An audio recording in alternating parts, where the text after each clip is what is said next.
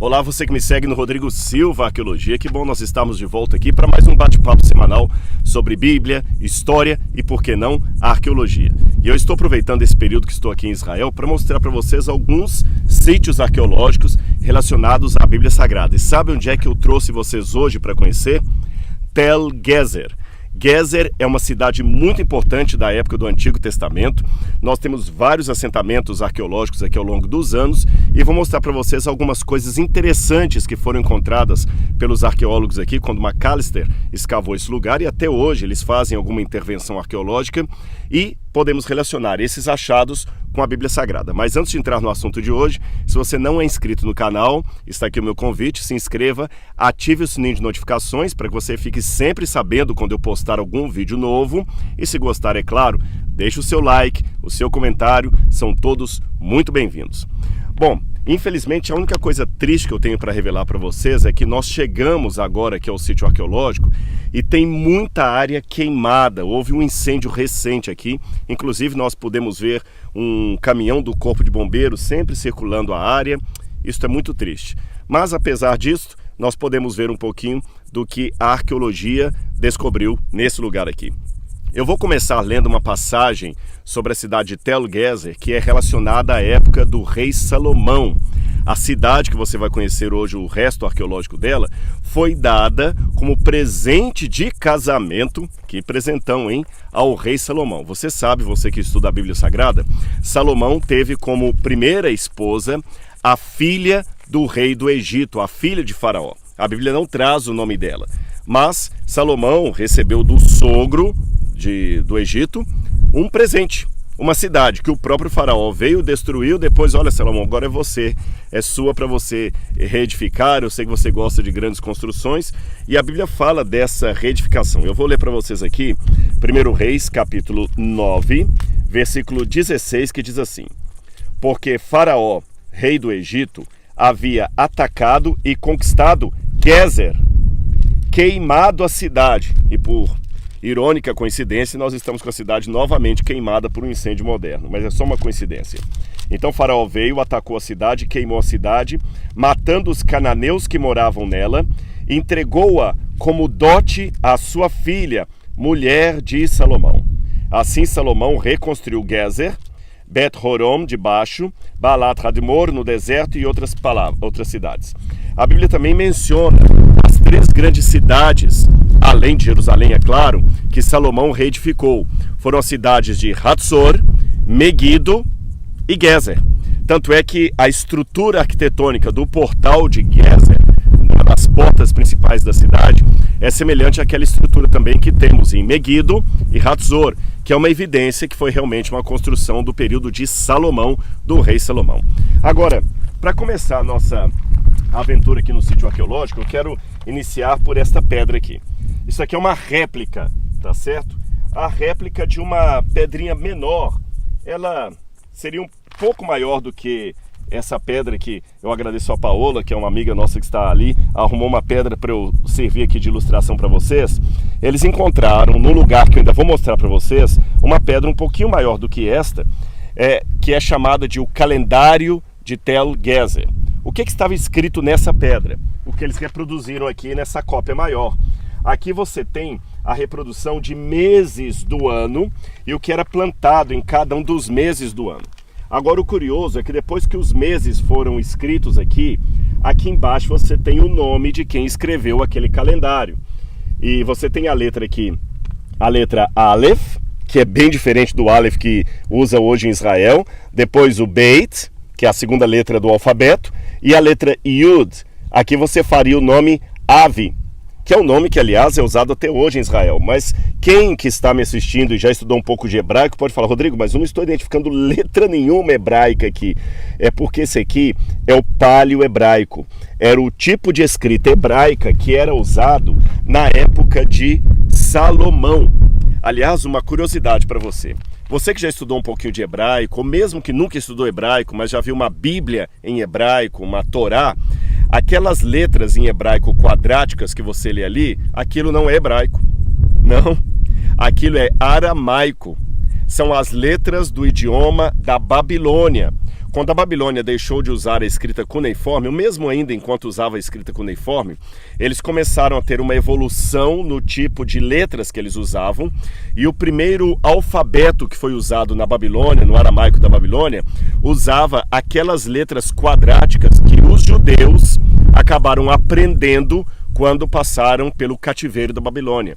Então, ironia das ironias, os judeus que voltaram da Babilônia falavam hebraico, mas falavam também aramaico, e na hora de escrever o hebraico, eles escreviam com letras aramaicas. Aliás, situação esta que perdurou por muito e muito tempo até hoje. Embora hoje você tenha o hebraico cursivo, que é uma maneira mais assim fácil de escrever, que não é tão formatada como aquelas letras quadráticas, eles ainda usam o alfabeto que vem da Babilônia. Mas se eu voltasse a um período anterior à Babilônia, anterior ao cativeiro da Babilônia, era assim que a Bíblia foi escrita. Aliás, provavelmente foi assim que os primeiros livros da Bíblia foram escritos. E se eu pegar os livros do Pentateuco de Moisés, talvez foram escritas num formato ainda diferente desse, anterior a esse. Moisés provavelmente escreveu num idioma ou numa letra proto-sinaítica que ainda é anterior a esta aqui. Assim eu explico para você um pouquinho a evolução da escrita hebraica, que começou com sinais proto-sinaíticos, que eles chamam, ou proto-hebraicos, que a gente tem alguns exemplos desses sinais, por exemplo, lá em Hirbert Keiafa, você tem também ali no Sinai. Depois a língua hebraica, a forma de escrever foi evoluindo até ter esse formato, e depois do cativeiro da Babilônia, aquele formato que quem estuda teologia aprende ali na faculdade aquelas letras ali, tá bem? A segunda importância desse achado é que ele nos dá uma ideia de como era o calendário usado na época, o tipo dos meses, o tipo da agricultura, a relação que havia. A terceira importância desse achado do calendário de Tel Gezer é que mostra que havia uma atividade escribal aqui em Israel naquela época. Tanto é que isto aqui era um exercício que um aluno estava fazendo na escola. O professor pediu para Avi, copie o calendário. Ele copiou, por alguma razão aquele calendário copiado como exercício de escola ficou no meio dos escombros, foi encontrado por Macalister e outros arqueólogos. Agora, na época que Macalister encontrou, Israel estava nas mãos do Império Turco-Otomano. E em virtude disso, esse calendário de Tel Gezer não está exposto hoje em nenhum museu de Israel. Está no Museu de Istambul, na Turquia. Num lugarzinho assim, muito modesto, sem muita visibilidade. Mas numa outra oportunidade, eu vou mostrar o original desse calendário para vocês. Mas vem comigo que eu tenho muito mais para mostrar. Vamos lá. Essa parte aqui no alto nos ajuda a entender o local, como é importante a localização de Tel Gezer. Só para você entender, Tel Gezer já existia como centro urbano, como cidade, como metrópole, antes do período de Abraão. Quando Abraão veio à Terra Prometida, ele provavelmente passou por Tel Gezer. A Bíblia não menciona isso, mas a tradição judaica chega inclusive a afirmar que foi em Gezer que Abraão recebeu a ordem para ir até o Moriá sacrificar o seu filho Isaque. Você tem isso na tradição judaica. Bom, e onde é que nós estamos aqui? Eu mencionei antes para vocês que Gezer se tornou presente de casamento dado à filha de Faraó, pelo próprio Faraó, quando ela se casou com Salomão. Pois bem, agora antes disso, Gezer havia sido conquistada por Josué. Mas deixa eu explicar, Josué na verdade ele não expropriou os moradores daqui. A Bíblia fala que ele permitiu que eles ficassem, eles eram apenas obrigados a fazer serviços forçados para os hebreus. Eu posso explicar isso numa outra situação, que alguns até pensam que a Bíblia estaria endossando o trabalho escravo ali de maneira desumana. Numa outra oportunidade eu explico isso para vocês. E depois Gezer se tornou uma cidade de refúgio. Eu vou ler essa passagem para vocês na Bíblia. Nós vamos aqui a Josué, capítulo 16, quando fala da herança de Efraim, quando Josué foi dividir o território entre as tribos. Diz assim, e depois que você assistir esse vídeo, procure no Google, ou quem sabe na sua casa, aí, se você tiver um atlas da Bíblia. Algumas Bíblias até têm um atlas, um mapa no final, e você pode ver as localidades que eu estou falando. Aí o capítulo 16 de Josué, verso 1, diz assim, o território que por sorte caiu aos filhos de José ia desde o Jordão na altura de Jericó, no lado leste das águas de Jericó, até o deserto que sobe de Jericó pela região montanhosa até Betel. De Betel até Luz, passava ao limite dos Arquitas, até Atarot, e descia na direção oeste para a divisa de Chaflet, até a região de Bet-Horon de Baixo, e até Gezer, terminando no mar. Assim, Manassés e Efraim, filhos de José, receberam a sua herança. Vamos pegar esse território. Se eu pegar o Jericó, vocês conseguem ver aquela cadeia montanhosa lá atrás? Você vê que tem várias montanhas. Essas são as famosas montanhas da Judeia. Se eu atravessar essas montanhas por outro lado, nessa direção aqui, eu vou chegar à cidade de Jericó. E o Rio Jordão também está atrás dessas montanhas, lá na cidade de Jericó. Nessa direção aqui tem uma cidade moderna ali, que é a cidade de Beit Shemesh, que está perto do sítio arqueológico de Beit Shemesh, ligado à história de Sansão. E Jerusalém, daqui não dá para ver, estaria nessa direção, um pouquinho para cá, Então diz que seria desde ali, vai citando os locais que pertenceriam a eles, e diz que Gezer também pertenceria. Veja, vai até Gezer, terminando no mar. Por que no mar? Porque se eu for nessa direção aqui, você tem até uma cidade moderna, ali você já tem o mar Mediterrâneo. Daqui de longe não dá para ver, mas atrás desses prédios você já tem as praias, tem o mar Mediterrâneo. Então você vê, de Gezer terminando no mar. Então toda essa região aqui ficou para a tribo de Efraim, que era um dos filhos de José. Aí você vai entendendo então nesse sentido a geografia da Bíblia Sagrada. Agora você viu a posição estratégica da cidade, você viu muitas coisas importantes que aconteceram aqui. Eu vou citar uma outra passagem também, que diz o que Josué fez. Aqui no verso 10 do capítulo 16 de Josué diz: não expulsaram os cananeus que viviam em Gezer.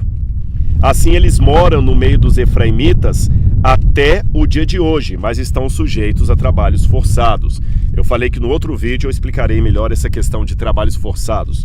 Agora, quando a gente vai para Josué capítulo 21, verso 21, você tem aquela parte que eu mencionei para vocês, de Gezer e os seus arredores, na região montanhosa de Efraim, diz assim, olha: deram-lhes Siquém, cidade de refúgio do homicida, com seus arredores, na região montanhosa de Efraim, e Gezer, com os seus arredores. Aqui está falando da cidade dos levitas. Os levitas, eles não tinham cidades para si. Eles não poderiam ser proprietários de terras, nem latifundiários. Eles deveriam viver do dízimo que era dado das outras tribos. Porém, algumas cidades foram separadas para serem cidades de refúgio. Quando alguém estava jurado de morte, porque cometeu algum crime, alguma coisa, ele procurava uma cidade de refúgio desesperadamente. Um levita local servia de juiz, julgava sua causa, e ele poderia viver ali enquanto o sumo sacerdote estivesse vivo. Ele não sairia daquela cidade, era uma cidade de refúgio. Ninguém poderia matá-lo lá, mas ele também não poderia sair dali. E Gezer foi transformada numa cidade de refúgio. É interessante que aqui chama região montanhosa de Efraim, Gezer. E você tem a região montanhosa de Efraim e junto com a região montanhosa de Judá, tá bem? Agora vamos continuar, que tem mais coisas interessantes que eu quero mostrar para vocês. Olha, aqui atrás de mim você tem restos de uma torre do período cananita. Na verdade, isso aqui é o que a gente chama em arqueologia de período do Bronze Médio.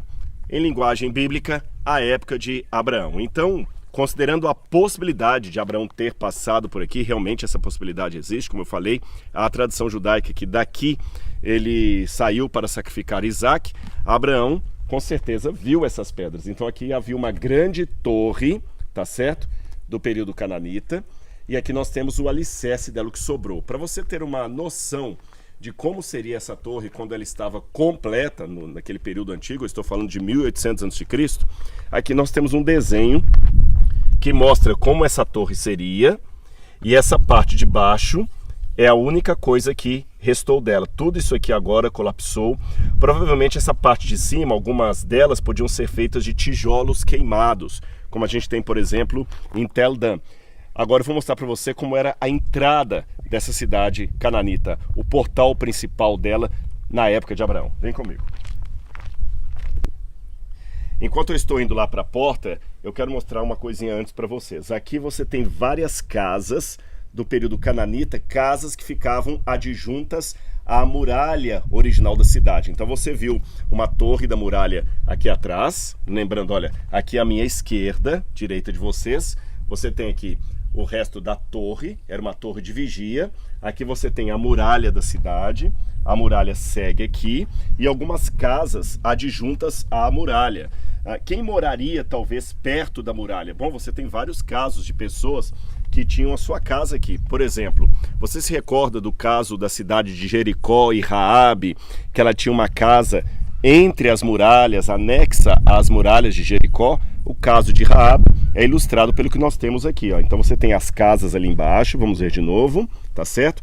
E aqui você tem a muralha. Aliás, na verdade, aqui quando eu venho para cá, eu estou em cima exatamente da muralha. E veja a largura dela. Ela vem desde aqui até aqui. Então, Gezer era uma cidade muito fortificada na época cananita. 1, 2, 3, quase 4 passos assim, 3 passos e tanto, quase é uma boa quantidade, uma largura assim de pedras para reforçar a segurança de quem morasse aqui dentro. Agora sim, vamos conhecer o portal da cidade. Muito bem, pessoal, aqui que fica a entrada principal da cidade. Essas cidades, na época, no período do bronze, elas normalmente tinham apenas um portal, uma entrada, até para facilitar a defesa da cidade. E era aqui que ficava. Então, por aqui passavam os comerciantes com seus animais, com suas mercadorias, os estrangeiros, caravanas de peregrinos que vinham por aqui, sociedades migratórias, pessoas que eram nômades. Então, considerando a possibilidade de Abraão ter visitado Gezer quando ele veio para a região de Canaã, Abraão pode ter passado aqui com todas as pessoas que faziam parte do seu clã. Aliás, você ainda vê interessante que nesta porta antiga você tem ainda alguns tijolos de adobe, de barro, que você vê fazendo parte da construção. Provavelmente esta porta teria aqui um arco que hoje não existe mais. Quem já viu algum vídeo que eu gravei da cidade de Tel Dan, onde nós temos uma porta preservada da cidade de Tel Dan, da época de Abraão, quando a cidade chamava-se Lechem ou Laís, você tem o arco ali e a base é semelhante a essa aqui com pedras e o arco de tijolo de adobe dando acesso ao interior da cidade. Lá em Dan, o arco ainda está preservado. Aqui o arco acabou colapsando, mas você tem a passagem que dava acesso até o interior da cidade de Tel Gezer. Para mim é muito fascinante, eu diria, poder explicar a Bíblia em loco, apenas lendo o texto e apontando com o dedo, e ainda ter o privilégio de compartilhar com você todo esse conhecimento, todos esses lugares, de certa forma, trazer você para um passeio comigo aqui pelas terras bíblicas.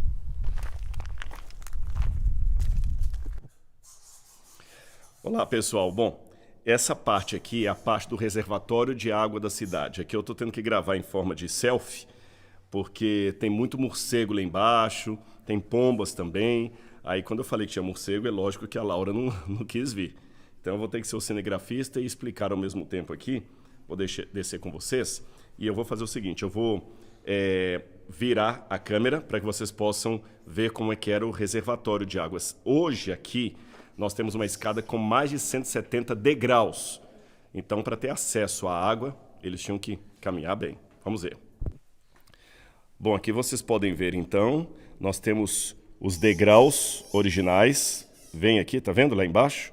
Os degraus originais do período do Bronze Médio, da época de Abraão. Então, as pessoas desciam aqui para ter acesso até a água. E hoje tem essa aqui, e você já tem o barulhinho aqui das pombas, dos morcegos.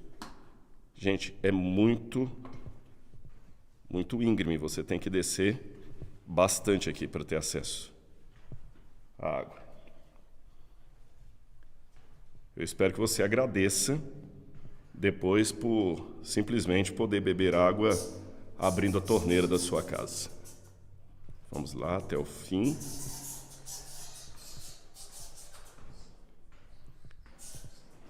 Eu já não sei mais o que é barulho das pombas, o que é barulho dos morcegos.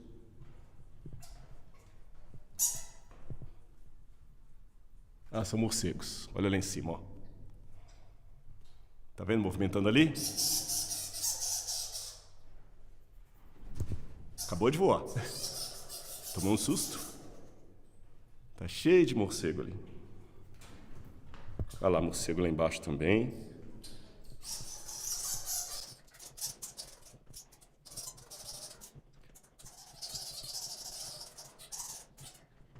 Ainda continuo descendo aqui, pessoal.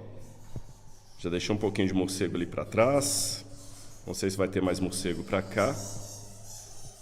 Agora, isso aqui foi escavado, alguma parte aqui, de uns 4 anos para cá, não é coisa muito antiga.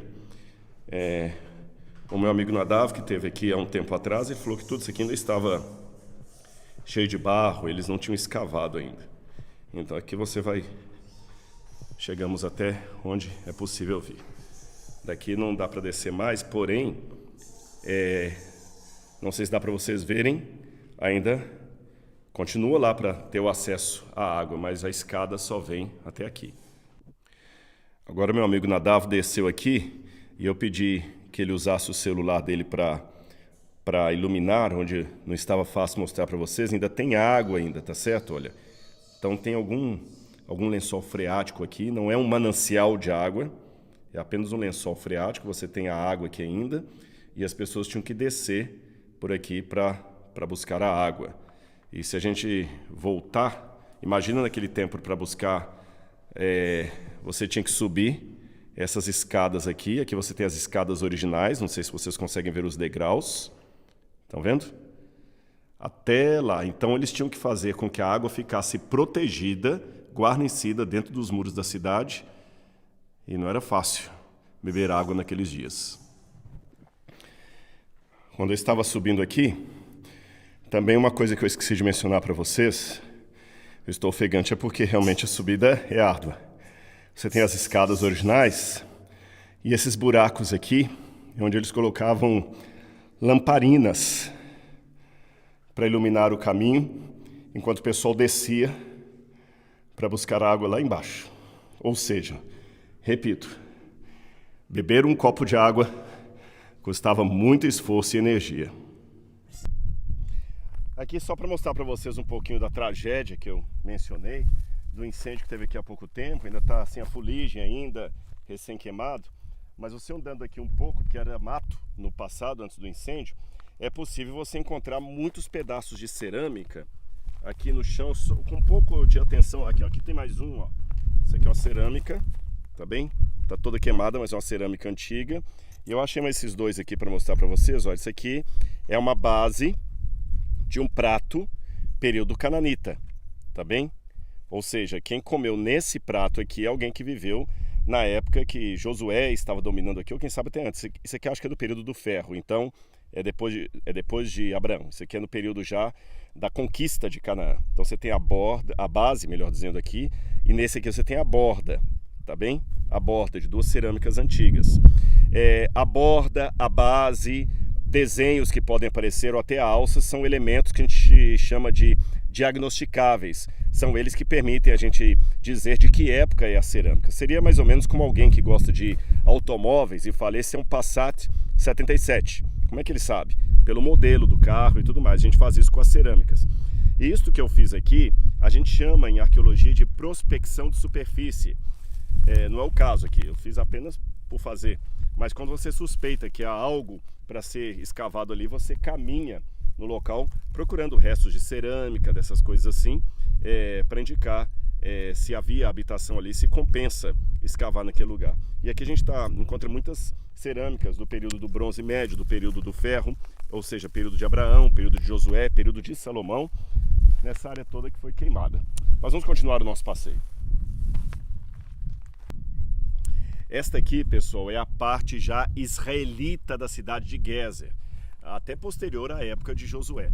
Ou seja, lá eu mostrei para vocês a Gezer como era na época de Abraão, no período cananita, a Gezer que depois foi conquistada por Josué, quando ele acabou permitindo que os moradores vivessem aqui, ele não os expulsou, apenas os submeteu a trabalho forçado. Depois Gezer foi transformada no período dos juízes a uma cidade de refúgio, e aqui é a parte de Salomão. Eu vou mostrar daqui a pouquinho para vocês. Lá na frente você tem a porta da cidade da época de Salomão. E quando Salomão abriu aquela entrada ali, construiu aqui, lembra? Depois que o rei do Egito conquistou a cidade, a queimou e entregou para Salomão reedificar, eles tinham, evidentemente, construído um novo assentamento por cima do assentamento do período cananita. Então essas muralhas que vão estar aqui são posteriores à época da Gezer, do período do bronze e do início do período do ferro. Agora, uma parte um tanto misteriosa é esta aqui, olha, que eu quero chamar a atenção de vocês. Você está vendo que tem aqui um nicho e 4 pedras colocadas. Essas pedras aqui são interessantes porque elas demarcam que aqui era uma espécie de santuário. E eu quero até fazer um suspense para vocês e vocês vão entender. Por favor, fique comigo até o final desse vídeo, porque eu tenho algo formidável para mostrar para vocês no final do vídeo, que é o lugar que eu estou mais procurando aqui, mas ainda não é o local que eu quero mostrar. Então, segura um pouquinho aí, porque eu tenho algo muito interessante para mostrar para você no final. E aproveitando o ensejo, você está percebendo que esses vídeos que eu apresento aqui dão explicações que colocam a Bíblia dentro de um modelo, dentro de um arcabouço. E eu faço exatamente isso também no curso A Bíblia Comentada com Rodrigo Silva. E não sou apenas eu que falo ali na Bíblia Comentada, também tem outros especialistas que eu chamei para apresentarem as suas aulas, as suas palestras. É uma plataforma, você pode sempre baixar as aulas, toda quarta-feira tem aula inédita, e eu vou deixar no descritor desse vídeo aqui o link, como você pode se inscrever nesse curso, onde você receberá muita informação da Bíblia Sagrada. Vamos comentar a Bíblia do Gênesis até o Apocalipse, e além de você receber todo esse benefício, aqueles que fizerem o plano anual de assinatura vão ter também aula de grego, de hebraico, outras matérias, e por tabela, você vai estar ajudando na construção do Museu de Arqueologia Bíblica do MAB, o MAB, Museu de Arqueologia Bíblica do UNASP, ali em Campos Engenheiro Coelho. E quem sabe, quando você tiver o privilégio, a oportunidade de visitar o museu pessoalmente, você pode falar, puxa, que legal, eu ajudei a edificar esse museu e ainda ganhei conhecimento da Bíblia Sagrada. E eu vou dar algumas pinceladas do que a gente pode falar. Aqui embaixo, se você puder olhar aqui, nós temos aquelas pedras e elas têm uma ligação direta com a história da Bíblia Sagrada, tá certo? Tem passagens da Bíblia que mencionam isso aqui para vocês. Eu vou mostrar lá dentro e vai ficar mais fácil para você entender. Aqui você está vendo uma espécie de pátio interno, não é uma casa privada, você vê que o estilo arquitetônico não é de uma casa, você tem um espaço aqui, tudo indica que aqui era um santuário. E essas pedras que estão colocadas aqui, exatamente como estavam na época dos reis de Judá e Israel, elas estão colocadas aqui, assim foram encontradas pelos arqueólogos e mantidas. São pedras lavradas, você vê que elas eram justamente pedras assim, esculpidas numa forma quadrada. Você tem uma aqui, você tem outra aqui, você tem mais 2 pedras aqui também, totalmente lavradas. Você pode ver que foram pedras esculpidas. E elas estão colocadas em posições assim estratégicas. Ali você tem um lugar mais interno e aqui o que seria o resto de um altar. Isto que você está vendo aqui explica o porquê de Deus ter permitido que os babilônios viessem destruir Judá. Veja bem, essas pedras aqui, provavelmente, eu digo assim com mais de 90%, 99% de certeza, eram altares a Baal e Asherah, ou Astaroth. Porque eles erguiam essas pedras, essas colunas, não colunas de pedras brutas, tá bom? Tem uma outra parte na aula que eu explico que algumas colunas de pedras brutas eram colunas talvez de um antigo culto monoteísta que havia em Canaã. Mas quando digo pedras brutas, pedras que eram colocadas não lavradas. Essas aqui não, são colunas com pedras lavradas, então isso aqui era pagão. Mas a cidade foi reedificada por Salomão, e a Bíblia fala que um dos graves erros que Salomão cometeu, apesar de toda a sua sabedoria, foi ter se casado com mulheres pagãs que trouxeram cultos pagãos aqui para Israel. Na época de Salomão era o reino unificado de Judá e Israel, não era separado ainda. Talvez sejam aqui resquícios desses cultos pagãos que existiram, inclusive durante as reformas feitas por Josias e também por Ezequias. Agora eu já estou saindo de Salomão 960 a.C., mais ou menos, em torno disso, até a época da chegada dos babilônios. Nesse ínterim, você tem o ministério, por exemplo, do profeta Jeremias. E olha o que o profeta Jeremias fala quando ele adverte o povo lá em Jerusalém de que os babilônios haveriam de vir. Ele diz assim, olha, Jeremias capítulo 11, versículo 11 em diante. Porque assim diz o Senhor, eis que trarei uma calamidade sobre eles, da qual não poderão escapar. Clamarão a mim, porém não os ouvirei. Então as cidades de Judá e os moradores de Jerusalém irão aos deuses a quem eles queimaram incenso, e a eles clamarão. Porém, deste modo, nenhum os livrarão na hora da calamidade. Porque os seus deuses, ó Judá, estamos no território de Judá, os seus deuses, ó Judá, são tantos quanto as suas cidades, e os altares que vocês levantaram para coisa vergonhosa, isto é, para queimar incenso a Baal, são tantos quanto o número de ruas de Jerusalém. Jeremias estava falando de lugares como este aqui, que mesmo nas cidades adjacentes da capital, na região de Judá, ainda continuavam queimando incenso a deuses pagãos. Ou seja, essas pedras estão me dando o motivo pelo qual Deus permitiu que os babilônios viessem destruir Jerusalém e as cidades vizinhas. Essas pedras me dão um contexto e um cenário perfeito para entender a Bíblia Sagrada. Ficou mais fácil para você compreender, então?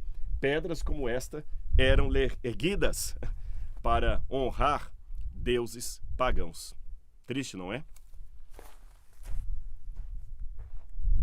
Aqui ficava a porta da cidade da época do rei Salomão. O que nos chama a atenção é que esse estilo arquitetônico aqui é o mesmo que nós encontramos em Hatzor e também em Meguido, as três cidades que Salomão ajuntou ali, que ele organizou, reestruturou, foi Gezer, Meguido e Hatzor. E o mesmo estilo arquitetônico você tem nas três, além de outras cidades também, como por exemplo a cidade de Lachish ou Laquis, como diz na Bíblia Sagrada. Aqui passava uma espécie de esgoto da cidade, era um canal da água. Evidentemente que na época da monarquia de Israel, isso aqui não ficava assim a céu aberto. Havia um piso aqui por cima, cobrindo todo esse canal. As pessoas podiam passar por aqui com os seus carros, assim como no período cananita. E as portas tinham, vocês vão ver aqui, 3 nichos. Aqui só dá para ver 2 deles, o outro está completamente derrubado. E nesses nichos aqui, ou nessas câmaras, é onde ficavam os que cobravam os impostos, a aduaneira. Para vir à cidade você tinha a aduaneira, você tinha que primeiro passar aqui, pagar o seu imposto. Aqui também era o local onde as pessoas se reuniam muitas vezes para ter julgamentos. E aqui o julgamento era feito. Vocês conseguem perceber que aqui tem um banquinho. Eu vou sentar nesse banquinho aqui, olha. Tá bem? E quem sentava nesses bancos que eu estou aqui? Os anciãos do povo, as pessoas mais dignatárias da cidade. E por que os anciãos se assentavam aqui? Quando tinham que proceder, por exemplo, um julgamento. Você tem, por exemplo, depois você pode ler na sua Bíblia com calma aí, a história de Ruth e Boaz. Quando Boaz queria resolver a questão legal de poder se casar com Ruth, o parente resgatador, a Bíblia fala que Boaz foi até o portão da cidade, se assentou, chamou os anciãos do povo e ali julgaram a causa. Também tem uma passagem que fala: feliz a mulher cujo homem é aquele que se senta com os dignatários na porta da cidade.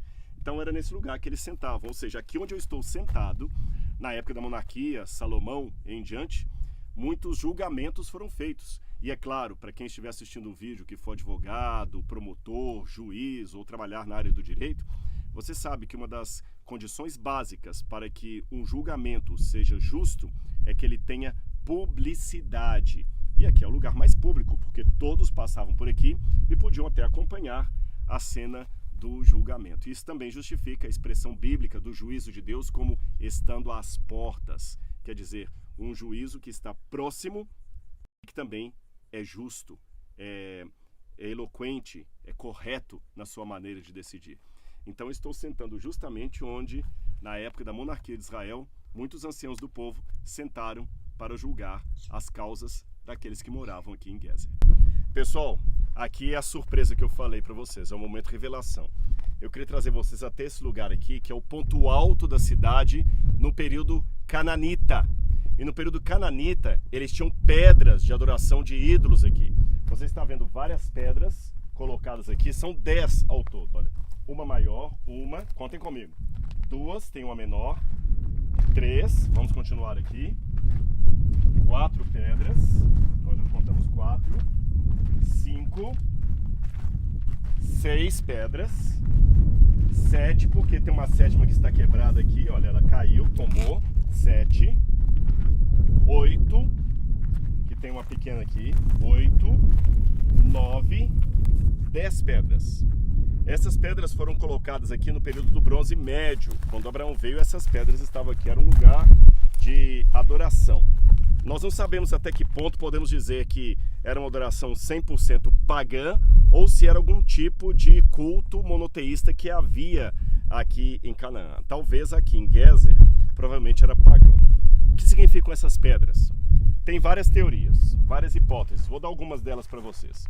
Alguns pensam que essas pedras poderiam ser reinos que Gezer dominou, conquistou, e por isso cada pedra representava um desses reinos. E as pedras menores seriam os reinos mais pobres e as pedras maiores seriam os reinos mais suntuosos. Essa é uma explicação. Outra explicação seria que representam 10 reis da cidade. Já pensaram nisso também? O fato é que, biblicamente, o costume de erguer pedras como colunas para demarcar um evento histórico, alguma coisa religiosa, social ou política, também nós vimos na Bíblia Sagrada. Quer ver? Eu vou mostrar para vocês algumas passagens interessantes a esse respeito. Deixe-me ver aqui a primeira passagem que eu queria mostrar para vocês. Deixa eu ver, eu já li para vocês aquela hora de Juízes capítulo 20, Josué capítulo 21. Deixe-me ver aqui agora. Eu deixei marcado aqui só um segundinho. Deixa eu ver se eu já li essa passagem para vocês. Já li, que ele conquistou Gezer. Então agora vamos para Êxodo capítulo 24, versículo 4. Veja o que diz ali que Moisés fez. Êxodo 24, versículo 4. Êxodo capítulo 24, versículo 4. Moisés escreveu todas as palavras do Senhor e, tendo-as levantado de manhã cedo, edificou um altar ao pé do monte e ergueu 12 colunas, segundo as tribos de Israel. Na língua hebraica, essa palavra que está traduzida como colunas é a palavra matsebá. Matsebá ou matsevá significa pedra erguida. Agora, o curioso aqui da Bíblia hebraica é que ela traz 12 coluna, está no singular, não está matsevaot, está matsebot, está matsevá, está no singular. Então 12 coluna. Não foi um erro gramatical que Moisés cometeu. Foi de propósito para mostrar que as 12 tribos agora representavam apenas um povo. Agora, além disso, você vê o costume de Moisés também ecoado aqui numa cidade cananita. Ou seja, o que Moisés fez de erguer aquelas pedras como coluna foi apenas algo que outros povos também faziam aqui. Então eu aprendo, por um lado, que a ortodoxia, o fazer parte do povo de Deus, não significa que você tem que ser diferente em tudo. Há elementos do mundo pagão que nós podemos imitar, que nós podemos fazer igual. Agora, você sabe que a diferença entre veneno e remédio é uma questão de dosagem. Até que ponto nós podemos fazer isto para que o povo possa entender aquilo, como os de fora também, ao passarem, possam entender, e até que ponto aquilo se torna um elemento de apostasia, de quebra da aliança. Aí aqui que vem o ponto mais triste. Lembra que eu falei com vocês que a chance maior é que Gezer ergueu essas colunas também com um motivo pagão? E por que eu digo isso? Porque nesse lugar aqui, quando Macalister estava escavando, ele encontrou nesse lugar aqui também ao redor alguns potes com ossos humanos e ossos de crianças. Ossos de crianças. Então tudo indica que nesse lugar onde eu estou havia sacrifício humano.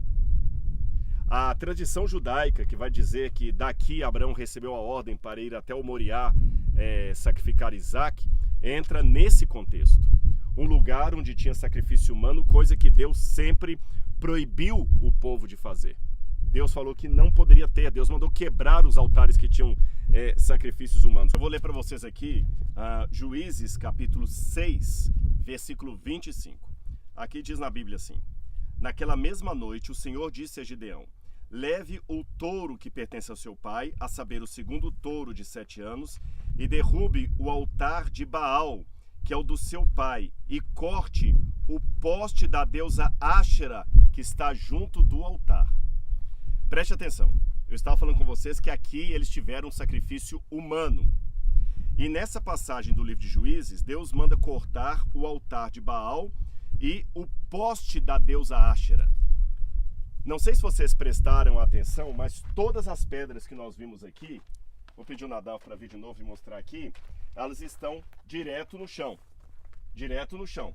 Elas estão direto ali. Aqui é uma parte de cimento que colocaram atualmente para poder fortificar a pedra para ela não cair. Mas eles colocaram a pedra no chão com essas outras pedras aqui. Porém, uma das pedras tem uma arquitetura diferente. Quer ver? Olha aqui. Todas são desse jeito. A pedra é colocada direto. Até essa que caiu, vocês podem colocar que ela estava direto aqui, perto das outras pedras. Porém, quando nós vamos a esta pedra aqui, eu vou tirar aqui para vocês poderem ver, ela está em cima de uma espécie de altar. Vocês perceberam? Ela é diferente de todas as outras. Ela está em cima de um altar. Agora eu vou ler de novo a passagem da Bíblia. Leve o touro que pertence ao seu pai, a saber, o segundo touro de 7 anos, derrube o altar de Baal, que é do seu pai, e corte o poste da deusa Áshera, que está junto do altar. Então você tem o altar de Baal e o poste da deusa Áshera, que está junto do altar, porque os dois formavam um casal na estrutura do panteão cananita pagão. Então você tem aqui justamente isso que Deus proibiu o povo de Israel de incorrer no sacrifício humano, na idolatria. Então assim, eu fico pensando, aqui nesse lugar foram sacrificadas crianças a Baal e a Áshera. Eu vou ler uma outra passagem para vocês, o Salmo 106, Salmo 106. Eu espero que você esteja anotando todas essas passagens da Bíblia, para depois você relê-las com mais calma. O Salmo 106, do verso 35 em diante, diz assim, olha, falando exatamente da graça de Deus e a ingratidão de Israel, a apostasia de Israel.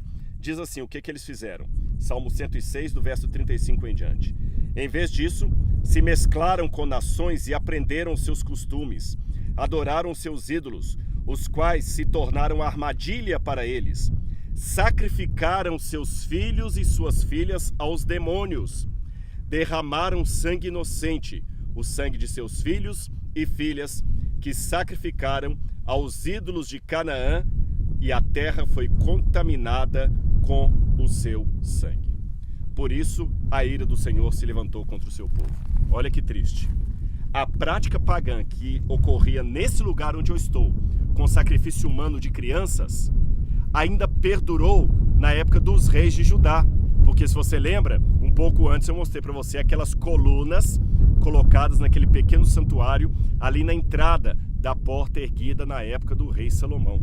Então a prática que estava aqui no período de Abraão continuou ainda anos depois, na época do rei Salomão e depois nos reis que seguiram. Ou seja, quase 1000 anos existem entre o que era praticado aqui e o que era praticado lá. O paganismo, infelizmente, não foi de todo erradicado. Você entendeu agora por que os profetas eram tão duros na mensagem que eles davam contra o povo e por que Deus permitiu a vinda dos assírios, dos babilônios e de outros povos? Assim a gente vai explicando a Bíblia em contexto, para que você tenha uma ideia de qual era o cenário onde tudo aconteceu. E se lembre, agora no final desse vídeo, se você gostou do conteúdo, deixe o seu like, o seu comentário e se inscreva também no curso A Bíblia Comentada com Rodrigo Silva. Um grande abraço daqui de Tel Gezer e até o nosso próximo vídeo. Tchau, tchau.